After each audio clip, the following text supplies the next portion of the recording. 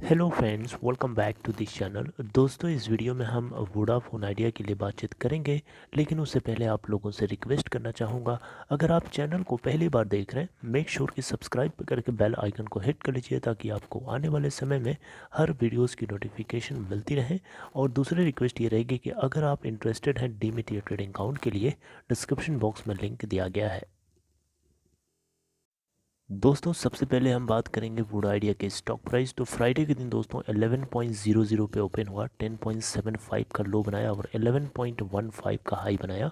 14 crore 50 lakh 93,038 total volume generate हुआ। Company की market cap दोस्तों 31,034 करोड़ रुपए, 10.80 के ऊपर बंद हुआ।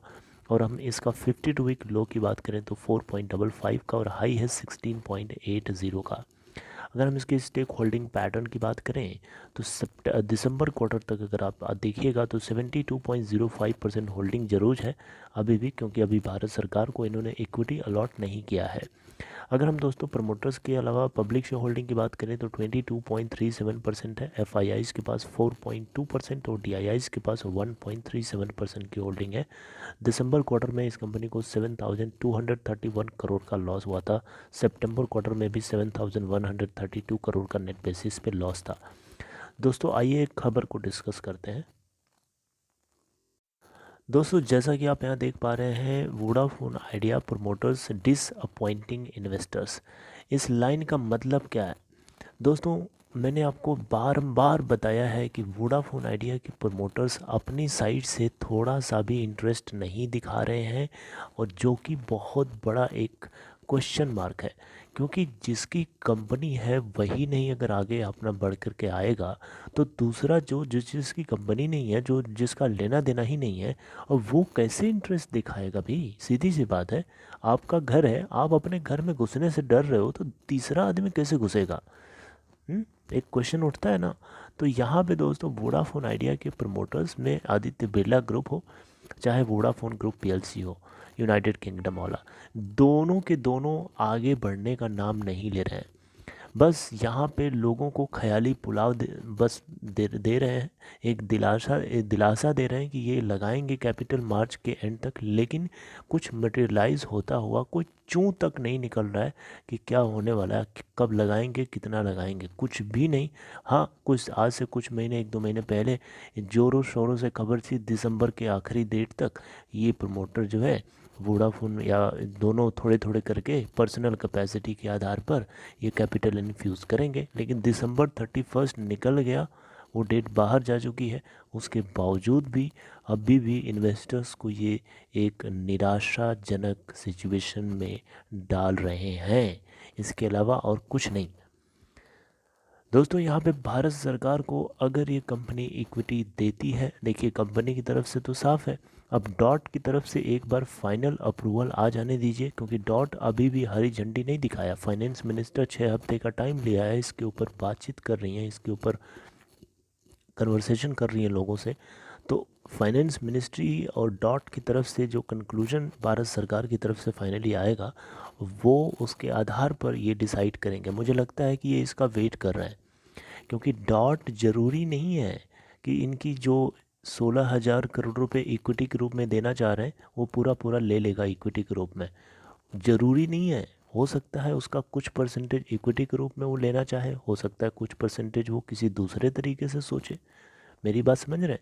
तो डॉट को अगर डायरेक्टली लेना होता ना इक्विटी, वुड आइडिया के 16,000 करोड़ रुपए के इंटरेस्ट अमाउंट के करस्पॉन्डिंग, तो वो डायरेक्टली ले सकता था। उसके ऊपर इतना टाइम क्यों लेता, बताइए ना? भारत सरकार, फाइनेंस मिनिस्टर निर्मला सीतारमन 6 हफ्ते का टाइम लेकर के उसको सोचने की क्या ज़रूरत है फिर? क्योंकि उसको भी पता है, भारत सरकार को भी पता है कि जो उनके हाथ में कंपनी है वो तो चल नहीं रही है, और बूढ़ा आइडिया अगर आ जाएगी तो कहाँ से चला पाएंगे? उनकी औकात से बाहर है, वो नहीं चला पाएंगे। ऑलरेडी उनकी जो कंपनी है वो घाटे में चल रही है, नुकसान में चल रही है। बूढ़ा आइडिया अगर चली जाएगी तो एक ये क्या प्रॉफिटेबल बना देंगे इसको? आपको लगता है? मुझे तो नहीं लगता कि सरकार की इतनी कैपेसिटी है कि बूढ़ा आइडिया को प्रॉफिटेबल सरकार बना पाएगी। अगर कोई बना पाएगा तो प्रमोटर्स ही बना पाएंगे, नहीं तो कोई नहीं बना पाएगा। और प्रमोटर्स ने ये भी साफ कर दिया है कि Vodafone idea will be a professionally run company, एक सरकारी कंपनी नहीं होगी। अब दोस्तों यहाँ पे बहुत बड़ा सवाल उठता है, एक बहुत बड़ा डर भी क्रिएट होता है कि आगे 5G स्पेक्ट्रम होने, ऑक्शनिंग होनी है, उसको लेकर के फंड चाहिए, उसको लेकर के पैसे चाहिए, बैलेंस होना चाहिए, क्योंकि आपके कॉम्पिटिटर्स एयरटेल और जियो कितना ज़्यादा कैपिटल एक्सपेंडिचर वो लगाने को तैयार है 5G ऑक्शनिंग के लिए। अगर नहीं ये ऑक्शनिंग कर पाएंगे तो फिर 4G की कवरेज रहेगी, बाकी 5G पे चल रहे होंगे।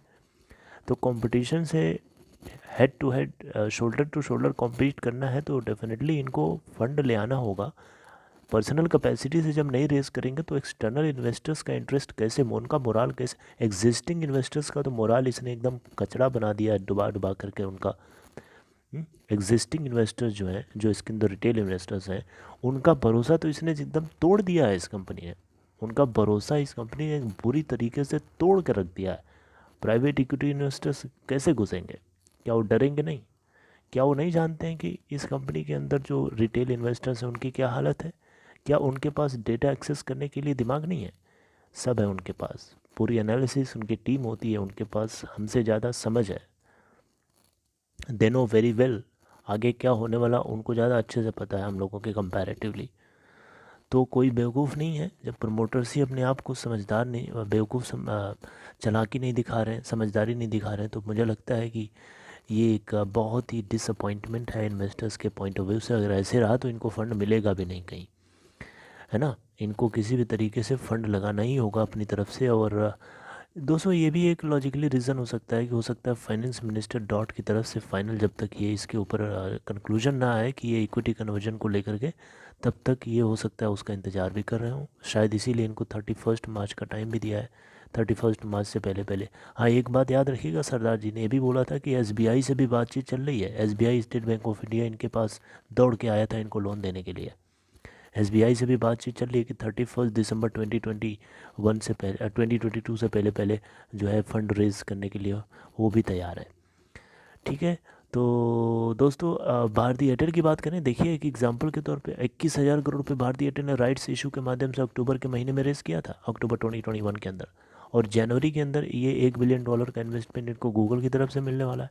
और आने वाले टाइम में भी ये कैपिटल रेज करने के लिए तैयार है डेट इंस्ट्रूमेंट्स को यूज़ करके। तो लोग फंड पे फंड उठाए जा रहे हैं, उठाए जा रहे हैं। वुडा आइडिया के अंदर जिसको ज़रूरत है वो एक सो रहा है, जिसको ज़रूरत उतनी ज़्यादा नहीं है। हालांकि उनको भी ज़रूरत है, लेकिन इसके मुकाबले में उतनी ज़्यादा उनको ज़रूरत नहीं है। फिर भी वो फंड पे फंड उठा रहे हैं, क्योंकि उनको आगे फ्यूचर रेडी रखना है। अपने आप को इतना मजबूत रखना है कि जियो जैसे खतरनाक खिलाड़ी को मात दे सके, उसको टक्कर दे सके। राइट। तो देखना होगा आगे क्या सिचुएशन मोड़ लेती है। जैसा कुछ होगा मैं आपसे डिस्कस करता रहूँगा, क्लोज आप लोगों से बातचीत होती रहेगी। इस कंटेंट के अंदर इतना ही आप लोगों से बातचीत करनी थी। जो कुछ इसमें मैटर लिखा था मैंने आप तक पहुँचाने की कोशिश करी अपनी लैंग्वेज में। आई होप आपको समझ में आया हो। आप क्या देखते हैं, कैसे देखते हैं, कमेंट बॉक्स में ज़रूर बताइए। ऑनेस्टली दोस्तों, आपको क्या लगता है, क्या प्रमोटर्स जो कर रहे हैं सही कर रहे हैं? नहीं कर रहे हैं तो क्या करना चाहिए इनको? और सही कर रहे हैं तो कैसे कर रहे हैं? कमेंट बॉक्स में ज़रूर हिंट करिएगा। अपना ख्याल रखिए दोस्तों, टेक केयर।